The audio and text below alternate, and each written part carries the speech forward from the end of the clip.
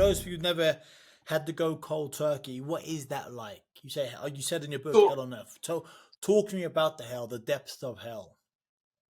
so it's like so many times I've relapsed prior to the course.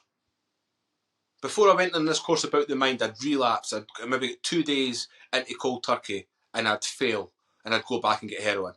And it happened time and time again. And I really struggled in those moments mentally, as well as physically, but more mentally. So physically, you have like severe stomach cramps, severe migraines, shivering. Everything runs. The eyes run, the nose runs, the mouth runs. Everything just screams. Everything just shuts down because you're depriving your body from the medicine, and your body needs the medicine now to function. So you're depriving it, and you're just sweating, and it's a very horrific place to be.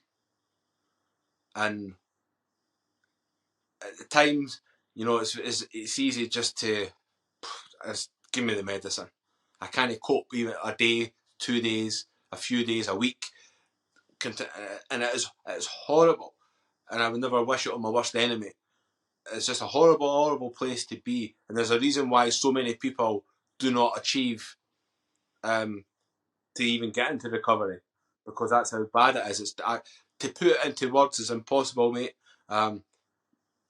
It's physically and mentally. But what happened was, on the final time, 19 and a half years ago, having been through those episodes of cold turkey,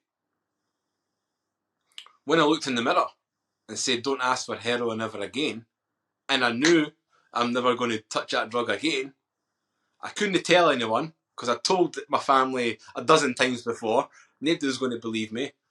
When I sat cold turkey in for that week, the cramps, the shivers, the restlessness, the sweating, everything, just my body shutting down,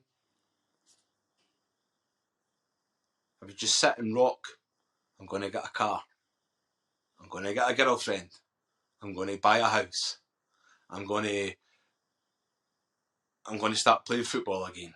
I'm going to do this. I'm going to do that. I'm going to do this. All I need to do is just get this physical withdrawal out the way. And as soon as I'm able enough physically to get myself out there and get better, and I'm going to start doing things. I'm going to look after myself. I'm going to save myself. I'm going to, and through that whole, on the final time, it was still horrible. Physically, mate, it was still horrible. But mentally, because my mind was so strong, and I realised what I had to do, once I took away the option of ever taking heroin again, ever, it became easier. It became something that I knew I was going to see through. And as the weeks turned into months, and months turned into years, and I get into recovery, and I did get a job, and I did get a car back, and I did do all these things. I got a flat, and I'd done all these things, and I started all these dreams that I'd had on the couch going cold turkey.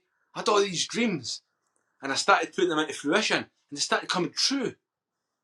And then I thought, what other things do you want to do with your life, Paul? What mad things can you do to prove to the world that you've changed? Let's become a soldier, you dafty. Aye, go and be a soldier.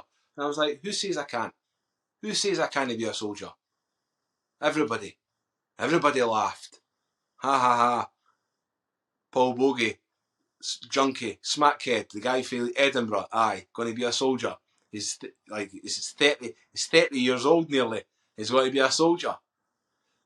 But what I'd learnt about in this course was about turning negatives into positives.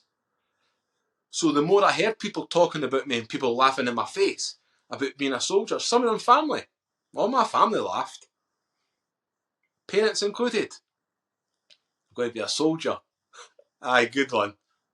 I used that negative energy that they were feeding me and society was feeding me. I used it and I thought, I'm going to prove these people wrong, and it made me feel nice.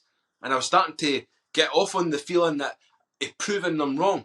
Like, I've changed. Like, I'm not the same Paul Boggie that was down and out that you know. I've changed, and I'm going to prove it.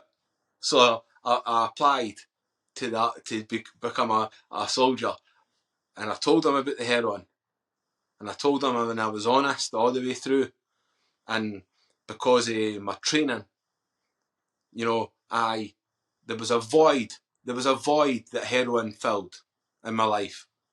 I had to replace the void, so I found running.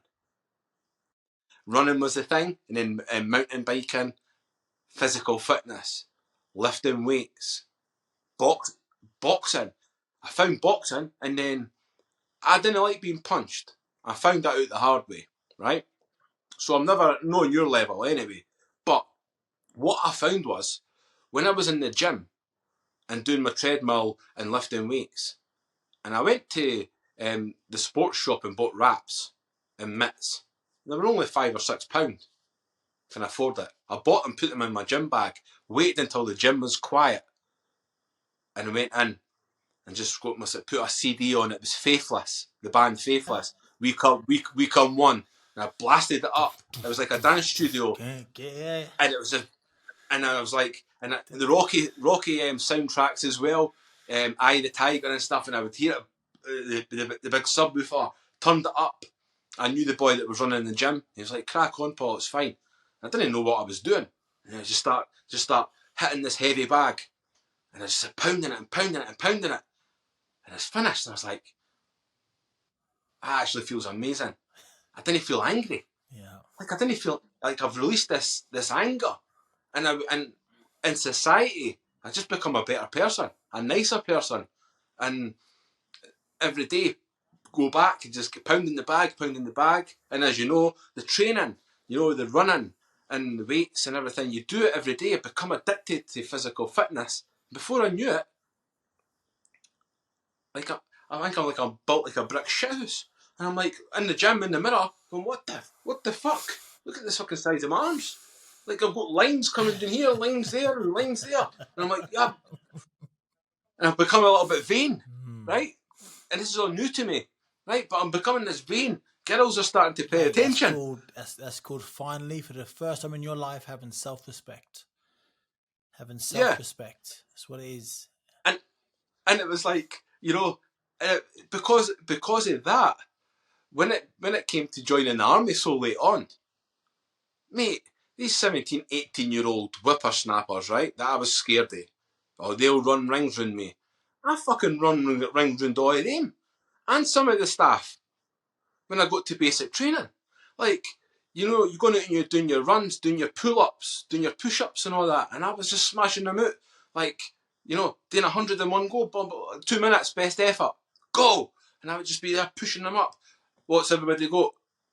34, 56, 72 staff, 84 staff, Bogey, 102 staff. And everybody's like, shut the fuck up. Bogey, looking up, that old bastard is 30. He's 30. And we go out for the run. We go out for the runs and the weighted tabs and stuff. And it was like, it had become, because of that addictive personality that I've got, that I just loved it. And I loved the challenge, going up against other soldiers and beating them.